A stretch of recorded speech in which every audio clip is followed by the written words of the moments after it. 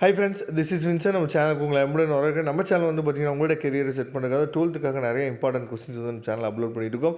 கண்டிப்பாக ரெகுலராக நம்ம சேனலை ஃபாலோ பண்ணுங்கள். மறக்காமல் நம்ம சேனலோட வாட்ஸ்அப் குரூப்பில் ஜாயின் பண்ணிடுங்க. ஓகே ஃப்ரெண்ட்ஸ், அதாவது இன்றைக்கி நம்ம பார்க்க போகிற கொஸ்டின் பேப்பர் வந்து பார்த்தீங்கன்னா, சப்ளிமெண்ட்ரி எக்ஸாமினேஷனோட கொஸ்டின் பேப்பர் தான் நாம் இன்றைக்கி பார்க்க போகிறோம். எதுக்காக சார் இந்த கொஸ்டின் பேப்பர் இந்த நேரத்தில் நம்ம வந்து அனலைஸ் பண்ணுறோம் அப்படின்னு சொல்லி பார்த்தீங்கன்னா, நமக்கு மார்ச் மாதம் நடக்கக்கூடிய பப்ளிக் கொஸ்டின் பேப்பர்ஸை விட சரியா நமக்கு சப்ளிமெண்ட்ரி எக்ஸாமில் நடக்கக்கூடிய கொஸ்டின் பேப்பர்ஸ் வந்து ரிப்பீட்டடாக நமக்கு வந்து கொஸ்டின்ஸ் வந்து கேட்குறாங்க. அதனால தான் சப்ளிமெண்ட்ரி கொஸ்டின் பேப்பர்ஸை நம்ம என்னாச்சு பார்த்தா ரிவைஸ் பண்ணுறோம் சரியா. அதனால் இப்போ இந்த கொஸ்டின் பேப்பர் வந்துச்சு அப்படின்னா உங்களால் எவ்வளோ மார்க் எடுக்க முடியும். இப்போ வந்து ஒன் வேர்ட்ஸ் நம்ம பார்த்துட்ருக்கோம். ஒன் வேர்ட்ஸில் உங்களால் எவ்வளோ மார்க் வந்து ஸ்கோர் பண்ண முடியும். 20 மார்க்குக்கு எவ்வளோ ஒன் வேர்ட்ஸுக்கு நீங்கள் என்னன்னு பார்த்தீங்கன்னா ஆன்சர்ஸ் வந்து உங்களால் தெரியுது சரியா அப்படிங்கிறத பாருங்கள். நாம் ஏற்கனவே நிறையா வீடியோ சொல்லியிருக்கிறோம். புக் பேக் ஒன் வேர்ட்ஸ் தான் நமக்கு மேக்ஸிமம் கேட்க போகிறாங்க. ஆனால் புக் பேக் ஒன் வேர்ட்ஸை கேட்கும் போது நீங்கள் பண்ண வேண்டிய விஷயம் என்னாச்சு பார்த்தீங்கன்னா, ஆப்ஷன்ஸை அங்கே வந்து என்னாச்சு பார்த்தீங்கன்னா சஃபில் பண்ணி கொடுத்துட்றாங்க பப்ளிக் எக்ஸாமில் சரியா. அதனால் நீங்கள் புக் பேக்கில் இருக்கிறத நீங்கள் மனப்பாடம் பண்ணும்போது ஏதாவது ஆப்ஷனுக்கு நீங்கள் என்னாச்சு பார்த்தீங்கன்னா கீவேர்ட் செட் பண்ணி நீங்கள் வந்து அதை வந்து ஞாபகம் வச்சுக்கூடாது. ஆன்சர்ஸுக்கு என்னாச்சு பார்த்தா கீவேர்ட் செட் பண்ணி ஞாபகம் வச்சுங்க. ஏன்னா பப்ளிக் எக்ஸாமில் நமக்கு வந்து ஆப்ஷன்ஸை சஃபில் பண்ணி கொடுத்துட்றாங்க சரியா. அதில் கொஞ்சம் தெளிவாக இருங்க. அப்போ தான் நீங்கள் என்ன பண்ண முடியும்னு பார்த்தீங்கன்னா, ஒன் வேர்டில் 20க்கு 20 நீங்கள் என்னாச்சு பார்த்தா ஸ்கோர் பண்ண முடியும் சரியா. அதனால் இந்த கொஸ்டின் பேப்பர் வந்துச்சு அப்படின்னா இந்த ஒன் வேர்ட்ஸுக்கு நீங்கள் எவ்வளோ மார்க் வந்து வாங்குவீங்க அப்படிங்கிறத கமெண்ட் பாக்ஸில் நீங்கள் சொல்லலாம் சரியா. ஏன்னா மற்ற பசங்க தெரிஞ்சுக்குவாங்கல்ல, அவங்களுக்குலாம் இவ்வளோ ஒன் வேர்ட்ஸ் வந்து ஆன்சர்ஸ் வந்து தெரிஞ்சிருக்கு அப்படிங்கிறத தெரிஞ்சுக்குவாங்க. ஒன் வேர்ட்ஸ் இப்போ நம்ம பார்த்தோன்னே நம்ம என்ன பண்ணலாம்னு பார்த்தா 2 மார்க்லாம் நம்ம என்ன ஒவ்வொன்றா நம்ம பார்த்துடலாம். இப்போ 2 மார்க் கொஸ்டின்ஸ் வந்து பார்க்கலாம். இதில் 30th கொஸ்டின் வந்து கம்பல்சரி. ஃபஸ்ட் ஒன்று என்ன கொடுத்துருக்காங்கன்னா, அவுரி கழகம் குறித்து குறிப்பு வரைகன்னு சொல்லி கொடுத்துருக்காங்க. செகண்ட் ஒன்று வந்து தேசிய இயக்கத்தை ஒடுக்க காலனிய அரசு மேற்கொண்ட அடக்குமுறைகள் யாவை. அதுக்கப்புறம் கிளாபத் இயக்கம் துவங்குவதற்கான பின்னணி என்னவாக இருந்தது அப்படின்னு சொல்லி கொடுத்துருக்காங்க. தேசியவாதிகளால் ரவுலட் சட்டம் ஏன் எதிர்க்கப்பட்டது. மீரட் சதி வழக்கில் குற்றம் சாட்டப்பட்ட குற்றவாளிகளுக்கு ஆதரவாக வாதாடிய வழக்கறிஞரை அடையாளப்படுத்துக்கன்னு சொல்லி கொடுத்துருக்காங்க. அதுக்கப்புறம் சர் சையது அகமது கான் பிரிட்டிஷ் அரசினை ஏன் ஆதரித்தார். அதுக்கப்புறம் சிம்லா மாநாட்டின் பேச்சுவார்த்தைகள் ஏன் முறிந்தன சரியா. ஒய் டிட் தி டால் சிம்லா கான்ஃபரன்ஸ் பிரேக் டவுன். பூமிதான இயக்கம் பற்றி எழுதுக.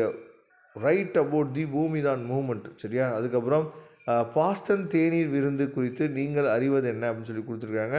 இதை தெளிவாக பாருங்கள். 30வது கொஸ்டின் கம்பல்சரி கொஸ்டின். அதாவது மூனி ஒப்பந்தத்தின் கூறுகள் யாவைன்னு சொல்லி கொடுத்துருக்காங்க சரியா. இந்த கொஸ்டின்ஸே நமக்கு இந்த வருஷம் கம்பல்சரியிலும் கேட்குறதுக்கு வாய்ப்புகள் மேபி இருக்குது சரியா. அதை தெளிவாக நீங்கள் பார்த்துங்க. அதுக்கப்புறம் ரொம்ப முக்கியமானது, அதாவது 3 மார்க் கொஸ்டின்ஸில் கம்பல்சரி வந்து 40வது கொஸ்டின். இதில் 31வது கொஸ்டின் என்ன கேட்டிருக்காங்கன்னா, கலெக்டர் ஆஷ் ஏன் வாஞ்சிநாதனால் கொல்லப்பட்டார். தன்னாட்சி இயக்கத்தின் இரட்டை குறிக்கோள் பற்றி விவாதிக்கவும் சொல்லி கொடுத்துருக்காங்க. அதுக்கப்புறம் 33வது கொஸ்டின் வந்து பார்த்திங்கன்னா, பூனா ஒப்பந்தத்தின் முக்கியத்துவம் யாது சரியா. இதை தெளிவாக நீங்கள் பார்த்துங்க. டாடா இரும்பு மற்றும் எஃகு நிறுவனத்தை பற்றி குறிப்பு வரைக சரியா. இந்திய தேசிய காங்கிரஸிலிருந்து சுபாஷ் சந்திர போஸ் நீக்கப்பட்டதற்கான காரணங்களை விளக்குக. பஞ்சசீல கொள்கையை 5 கோட்பாடுகளை விளக்குக. பிரான்ஸ் தும்மினால் ஐரோப்பாவிற்கு தலதோஷம் தெளிவுபடுத்துகன்னு சொல்லி கொடுத்துருக்காங்க. ரொம்ப ரொம்ப முக்கியமான கொஸ்டின். அதுக்கப்புறம் 38வது கொஸ்டின் வந்து பார்த்தீங்கன்னா, பன்னாட்டு சங்கம் வெற்றிகரமாக முடித்து வைத்த சிக்கல்கள் பற்றி குறிப்பு வரைக. சூயஸ் கால்வாய் சிக்கல் குறித்து சுருக்கமாக குறிப்பு வரைகன்னு சொல்லி கொடுத்துருக்காங்க. அதுக்கப்புறம் நட்சத்திர சேம்பர் சரியா உருவாக்கப்பட்டது நோக்கம், இதுதான் கம்பல்சரி கொஸ்டின். அது ஏன் அவ்வாறு அழைக்கப்பட்டது அப்படின்னு சொல்லி கொடுத்துருக்காங்க. இதை தெளிவாக நீங்கள் பார்த்துங்க. நெக்ஸ்ட்டு 41வது கொஸ்டின் சரியா. 41வது கொஸ்டினில் ஃபஸ்ட் ஒன்று வந்து என்ன கேட்டிருக்காங்க அப்படிங்கிறது 5 மார்க் பார்க்கலாம். இந்திய தேசிய காங்கிரஸின் நோக்கங்களையும் பிரிட்டிஷ் ஆட்சியிலிருந்து விடுதலை பெறுவதற்கு ஆரம்ப கால தேசியவாதிகள் அளித்த பங்கினையும் விளக்குக. இந்திய தேசிய இயக்கத்தில் வ.உ. சிதம்பரத்தின் பங்கினை பற்றி கூறுகன்னு சொல்லி கொடுத்துருக்காங்க. இதை தெளிவாக நீங்கள் பார்த்துங்க. அதுக்கப்புறம் 42ல் லக்னோ ஒப்பந்தத்தின் முக்கிய அம்சங்களை முன்னிலைப்படுத்துக. இந்திய விடுதலை போரில் மகாத்மா காந்தியடிகளின் பங்குகளை மதிப்பிடுக. 43ல் வந்து பார்த்திங்கன்னா, 1919 முதல் 1939ஆம் ஆண்டுகளுக்கிடையில் காலனி ஆதிக்க இந்தியாவில் ஏற்பட்ட தொழில் வளர்ச்சியினை பற்றி எழுதுக.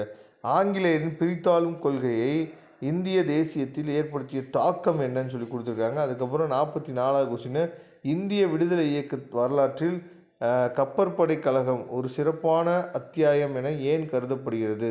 இந்திய வெளியுறவு கொள்கையின் அடிப்படை கோட்பாடுகள் யாவை. அணிசேரா இயக்கத்தில் ஆப்பிரிக்க ஆசிய நாடுகளை இணைத்ததில் பிரதமரின் நேரு அவர்களின் பங்கினை குறிப்பிடுக.